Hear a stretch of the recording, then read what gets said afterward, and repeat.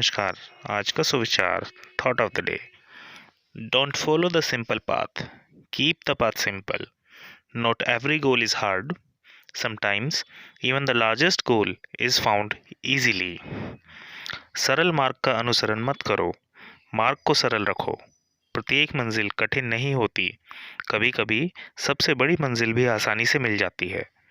अर्थात अपनी मंजिल का चयन इस बात पर निर्भर मत रखिए कि उसको आसानी से प्राप्त किया जा सकता है, बल्कि अपने चुने हुए मार्ग को सरल बनाने के लिए कार्य कीजिए। धन्यवाद।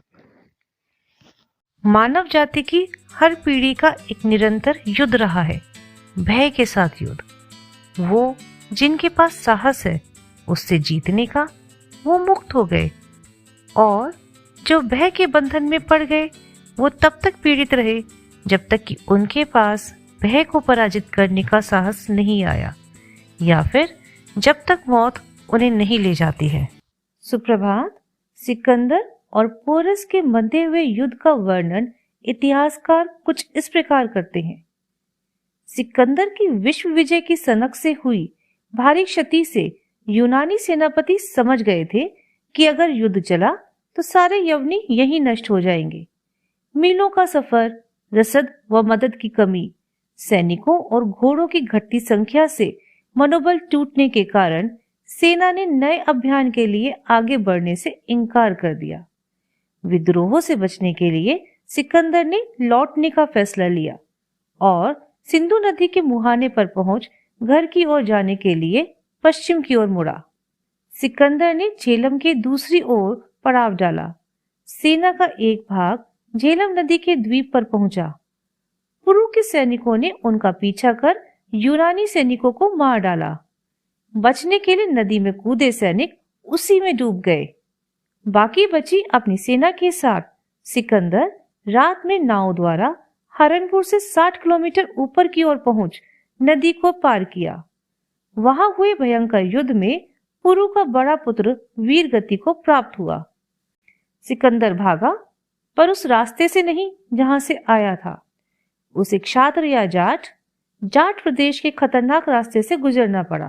जाट प्रदेश में पहुंचते ही सिकंदर का सामना जाट और पंजाबी वीरों से सांगल क्षेत्र में हो गया।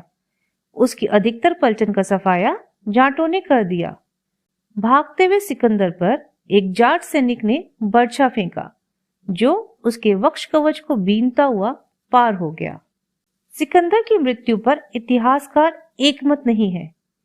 कोई कहता है कि वो हमले में मरा, किसी का विचार है कि वो बेबीलोन में बीमारी से मरा, किसी का मत है कि वह प्राकृतिक कारणों से मृत्यु को प्राप्त हुआ।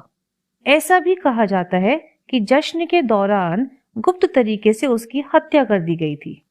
मृत्युशैया पर सिकंदर ने कहा, मेरी पहली इच्छा है कि मेरा इलाज करने वाला हकीम ही मेरे ताबूत को खींचकर कब्र तक ले जाएगा, जिससे उसे यह इल्म हो कि वह खुदा नहीं, जिसकी मौत आएगी वो जाएगा।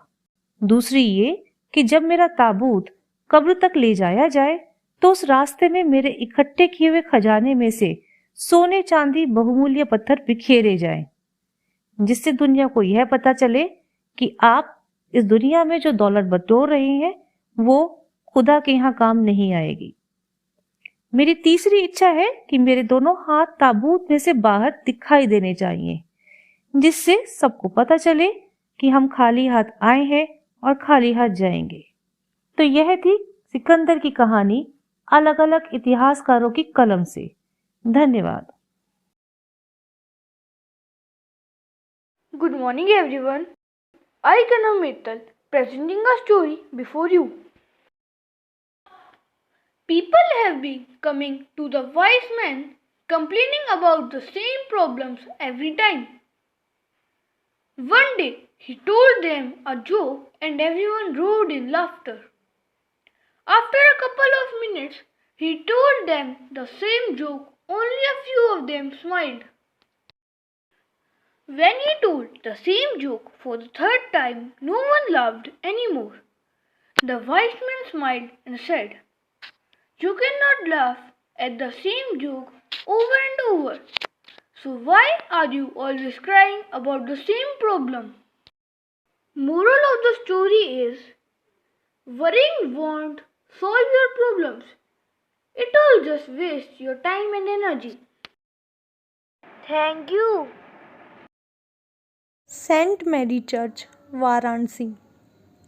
सेंट मैरी चर्च एक 200 वर्षीय वास्तुशिल्प चमत्कार है जो शहर का सबसे पुराना चर्च और एशिया के दक्षिणी भाग में सबसे पुराना स्थायी चर्च है।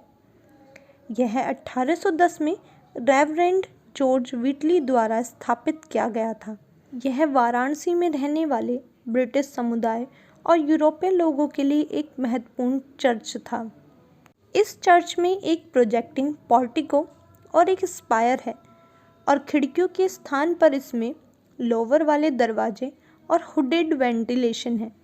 यह अपनी अद्भुत वास्तुकला के लिए प्रसिद्ध है और 1960 में भी महारानी एलिजाबेथ द्वितीय ने चर्च में अपनी स्थापत्य अद्भुतता की गवाही दी थी। इसलिए अपने शानदार इतिहास के कारण इसे स्थानीय रूप से चर्च ऑफ इंग्लैंड कहा जाता है।